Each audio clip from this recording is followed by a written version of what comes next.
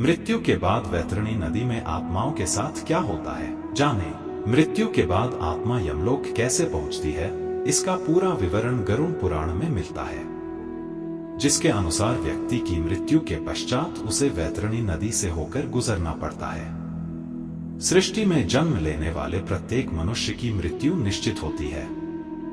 गीता में कहा गया है कि आत्मा अजर अमर होती है, इसलिए मृत्यु के बाद मनुष्यों को अपना शरीर त्याग करना पड़ता है।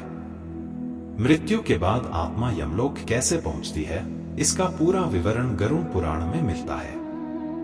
गरुड़ पुराण के अनुसार व्यक्ति की मृत्यु के पश्चात उसे वैतरणी नदी से होकर गुजरना पड़ता है। ऐसे में आज हम आपको वैतरणी नदी से जुड़ी कुछ महत्वपूर्ण बातें बताएंगे। वीडियो में आगे बढ़ने से पहले हमारे YouTube चैनल जीवन ज्ञान संगम को लाइक सब्सक्राइब करें और कमेंट में जय श्री राम लिख दे, आपका कल्याण ही कल्याण होगा।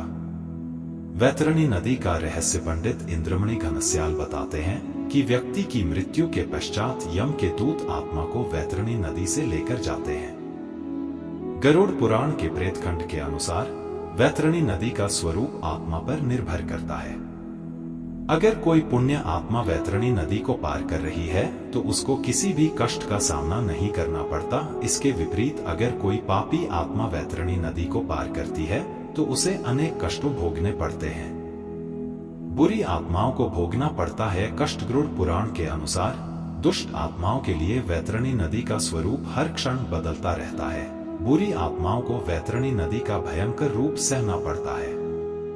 गरुड़ पुराण में उल्लेख है कि व्यक्ति को अपने जीवन में दान पुण्य करना चाहिए ताकि मृत्यु के बाद वह वैतरणी नदी को बिना कष्टों के पार कर सके, क्योंकि पापी जीवात्मा को वैतरणी नदी में बहुत सारी यातनाएं झेलनी पड़ती हैं।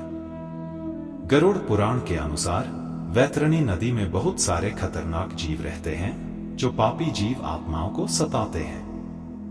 पौराणिक शास्त्रों के अनुसार दान का मतलब वितरण करना होता है और जो मनुष्य अपने जीवन काल में दान पुण्य करता है वह दान पुण्य की नौका पर बैठकर बड़े आराम से वैतरणी नदी को पार कर लेता है।